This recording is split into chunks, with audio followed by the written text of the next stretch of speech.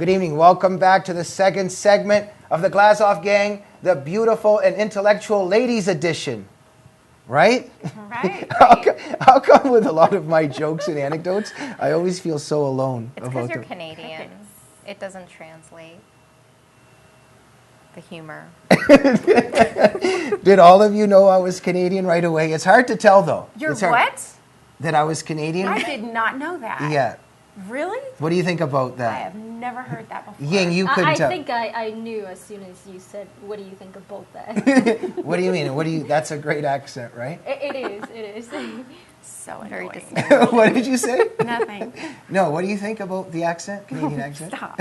My ears are bleeding. Tiffany, what do you think? That South Park episode keeps playing in my head where it's like blame Canada and the people have like the little heads that kind of open like that. And Oh, yeah. yeah. They're just like a circle with Or a circle. with Just kind of. Actually, for a very long time, some of my friends thought you were black because they saw a picture of you and The you California were really, tan. You were really, really tan, and you had just done an interview with me about my book, and some of my friends came up to me and said, Ying, my gosh, you were really frank with that black gentleman about the realities of the ghetto. You know what? Let me follow up on that for a minute, but on a little bit of a different page before we move on to the Zimmerman verdict, is that, Ying, you had so much courage to write the truths about so many things, and even your friend would say, oh, you know, you were interviewed by a black gentleman, you should have been careful, etc., etc.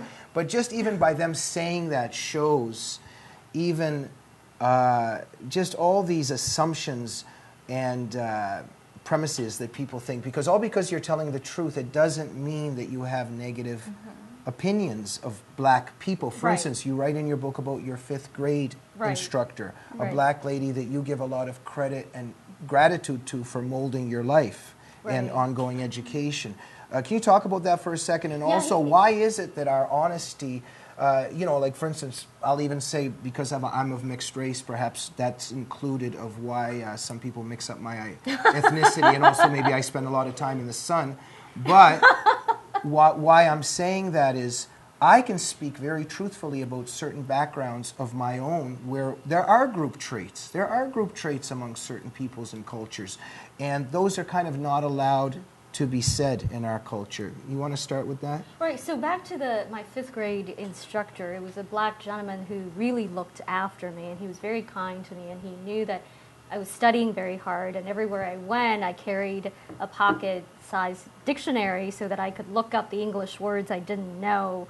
But I was doing very well in math, and I was already sort of far more advanced compared to my classmates at that time. And so he took time out of his busy schedule to tutor me in math that he thought was appropriate for me, but not for the other kids.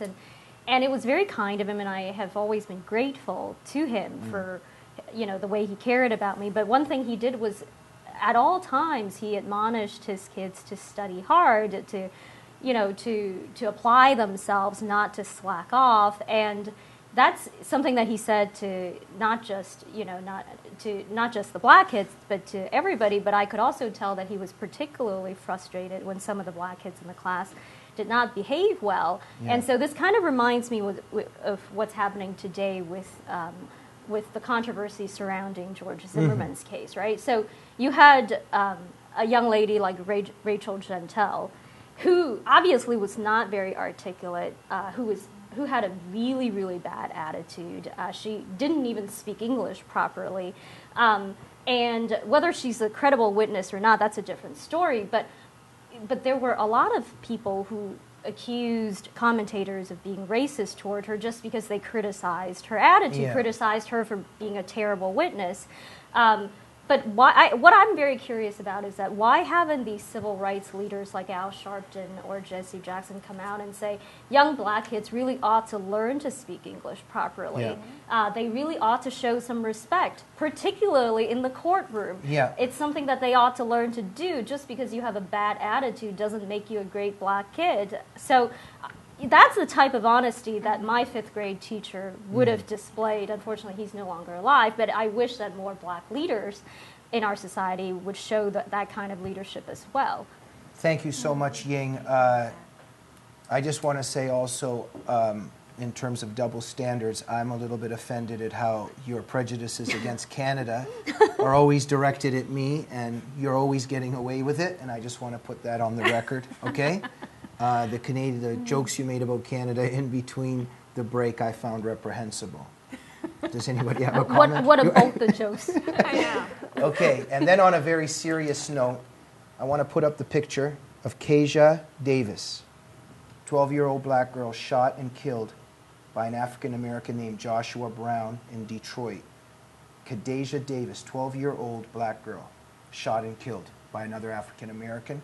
Why is her name not on the lips and tongue of every American in the world? Why is she not in our consciousness, but Trayvon Martin's name is? I'm not saying that Trayvon Martin's name shouldn't be, but Kasia Davis is an example of that. Tiffany? If we were, this is the truth, if we were to put up every black child who was caught in the crossfire of gang violence, we would be talking about dozens of kids a month. I mean, when you see what's going on in Obama's, hometown in Chicago, it's absolutely atrocious. I did an entire series on black crime, and literally, the death toll is amounting to more casualties than we've had in wars, literal wars.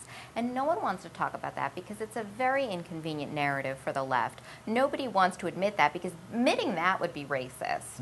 It would negate the power of the Al Sharptons and the Jesse Jacksons who are race baiters. And yet somehow, George Zimmerman pops up on the screen and he became kind of just a scapegoat for the Al Sharptons, for the Eric Holders, for Obama to sit there, on his podium and say, well, if I had a son, he would look like Trayvon. So basically, I mean, it's really a joke when you look at the statistics and you look at how many innocent, members of the black community are killed literally daily. And it's a shame, and it's and Tiffany, it leaves me speechless because someone should be standing up for these people, and it should be the Al Sharptons, but they're not. And why Pierce Morgan and Anderson Cooper and MSNBC and Al Sharpton and Obama are not saying Obama could have said that Kasia Davis could have been my daughter. The narrative that doesn't fit is because you might have to look within your own community without blaming whitey and white society and etc. And I'll give you an example. Look, we're talking about family here.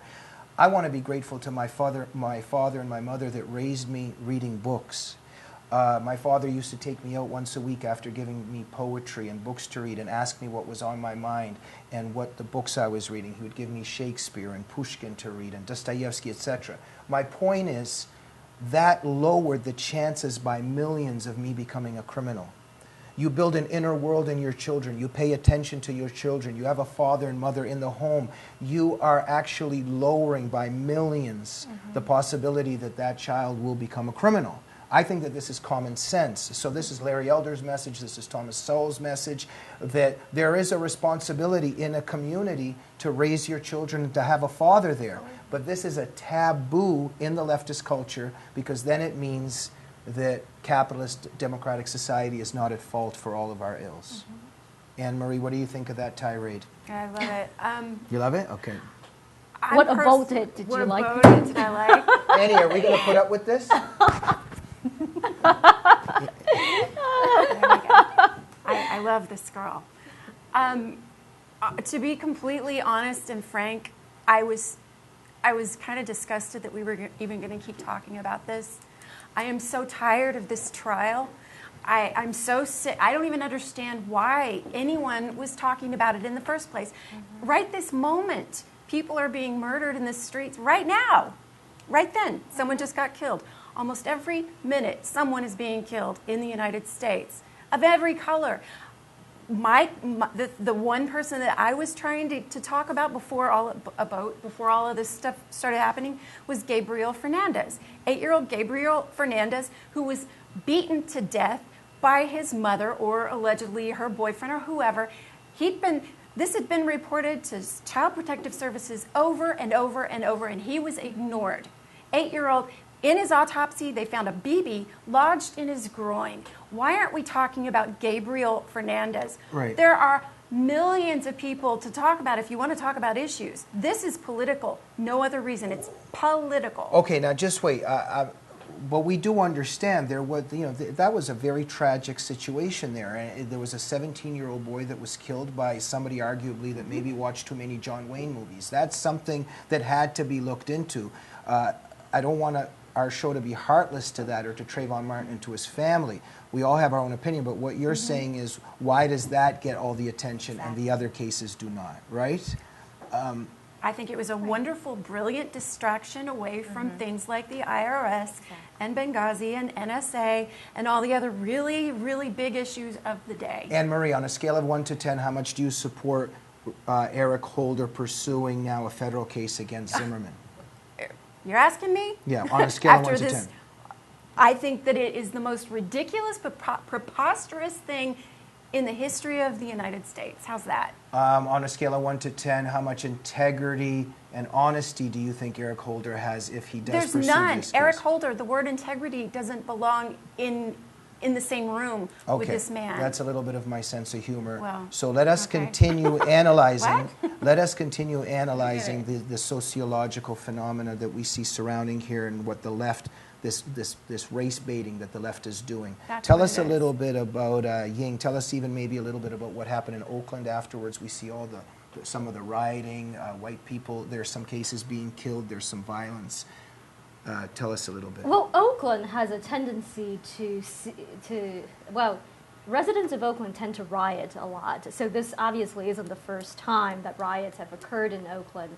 There were riots during Occupy Oakland in 2011. There were riots, I think, in 2009 after a verdict about an incident involving police violence. In this case, what happened was protests occurred in Oakland just as they did in other cities across America, but then they got violent. People blocked traffic. There was a waiter who was hit in the face with a hammer. There was a lot of graffiti on downtown buildings. Okay, let me interrupt for a minute. Ying, the same way in your book where you discuss why is black on Asian violence not discussed, why, if there was so much interest in the Zimmerman case, why haven't Anderson Cooper and Pierce Morgan made features on this violence that you're describing? Very quickly tell us, what does this mean about our culture? Well, I think Pierce Morgan is just too busy being obsequious to Rachel Jeantel. I don't know what Anderson's up to, but I think the simple reason is that it doesn't fit within the politically correct narrative that the CNN or MSNBC tends to follow. And what happens in these cities, and there was some violence in LA as well, but whenever a riot like this happens, the people who get hurt aren't the so-called the 1% or the very rich who are oppressing other people. It's always minority business owners. Their shops are the shops that get, graffitied. Their shop windows are the windows that get broken. Their businesses are the businesses that suffer from economic loss. And yet the rioters don't care. They are, they don't believe in responsibility, but the rest of society has no interest in condemning their behavior either. Yeah, so we see so much selective indignation here. We now go to our Brooklyn Glazov gangster, Tiffany Gabbay. Okay, what's the question?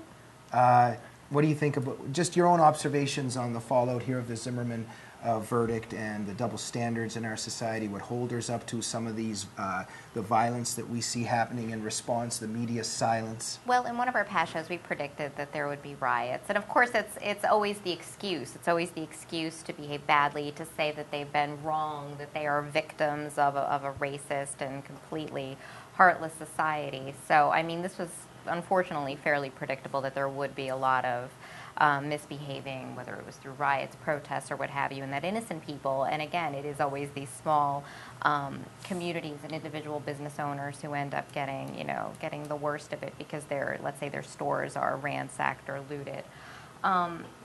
And again, I don't understand, why the Al Sharptons aren't coming out and condemning that kind of behavior on a more regular basis. Well, wait, you're being rhetorical in the sense that, of course, you do understand, right? Right, of course, exactly. But but I don't understand why Obama hasn't come out and condemned it, right? Because he's our first black president. He has the moral authority that Al Sharpton and Jesse Jackson don't have. And he could have come out and said, maybe clearly he sympathizes with Trayvon's family a lot, and we all understand that. But he could have said, it is not acceptable for Americans to do that. It is not acceptable for you to break the law or to steal other people's property. And no matter how angry you are with the verdict, it was a fair trial, and we should behave peacefully. He could have taken that leadership role. We haven't heard anything from him. Tiffany? Yeah. Well, no, and I think that's what's so interesting is first of all, Obama should have never gotten up and commented on Trayvon in the first place, because so many of these incidents occur every single day. There are shootings and there are crimes, and the President of the United States just doesn't get up and basically render his verdict, which is basically what he did when he got up there and said, if I had a son, he would look like Trayvon. Yeah. So he put himself in the middle of this issue because it was political, and now all of a sudden he's silent. Rather, he has Eric Holder, his henchman, get up and fan these flames of discontent. So, of course, maybe later on he'll get up and he'll say, he'll condemn the riots and he'll condemn that kind of behavior. But really, Eric Holder is right there fanning the flames. And Tiffany, and once again, the uniters of mankind, the leftists that want everyone to hold hands, are really the ones that are dividing and racial arsonists. You know what they are? Anne-Marie? They are united in hate. They are united in hate. Anne-Marie, last thoughts. That's the name of Thank his you. book. Thank you. She doesn't know. Okay, Anne-Marie. I have forgotten, but thank Okay, you. Anne-Marie, last sentence or two goes to you on the whole Zimmerman verdict and the fallout. Really, I still have to talk about How about it. how about a prophecy? How do you think it'll all be played out? Do you think I think they're Holder gonna will go after him? Yeah, of course he is. He's going to stretch it out as long as they can to keep this story away from everything else. To me, this is a sparkly, shiny thing, and they're going to find the next sparkly, shiny thing to get us to not talk about the real issues. Okay, please, only 10 seconds. Do you have a prophecy here, Tiffany or Ying? No, it'll terms- just be till the next thing comes along that they can latch onto and use for their own political Okay, Ying? agenda. Yeah. I think that Obama will continue to fail to unite the country, and it's really too bad. And I don't think he ever really wanted to. Before we go, 5 seconds each. On a scale of 1 to 10, how excited were you to be on the Glazov gang? 10 being the highest. Ying? 11. Anne-Marie? Infinity. Tiffany? I was 5. I was like a 3 the first time I came on. And it's slowly, getting more enjoyable. On the scale of 1 to 10, how cool do you think my Canadian accent is? Ying? Infinity times infinity. You stole my Anne-Marie? answer. What now? How cool your Yeah, how cool is the accent Canadian accent? No. I'm Tiffany? Not zero. You stole my answer. I was going to say infinity. I times stole it from that commercial. Infinity times infinity commercial. Ying Ma, Anne-Marie Murrell, Tiffany Gabbay, honor and a privilege to have you on the Glazov gang. We'll see you next week.